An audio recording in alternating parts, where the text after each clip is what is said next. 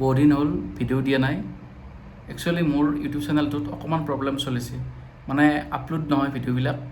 গতিকে মই এটি নতুন চেনেল খুলিছোঁ, আপোনালোকে তাত আহিব। মই চেনেলটোৰ লিংক দি দিম ডেছক্ৰিপশ্যনত। আপুনি তাৰ পৰা মোৰ চেনেলটোলৈ আহি মোৰ চেনেলটোৰ লগত জড়িত হ'ব আৰু নতুন নতুন কিছুমান আপডেট, যিহেতু পশু বিভাগৰ লগত জড়িত, সেই বিভাগ সম্পৰ্কীয় আপডেট আপোনালোকে জানিব পাৰিব। গতিকে এইখিনি আছিল।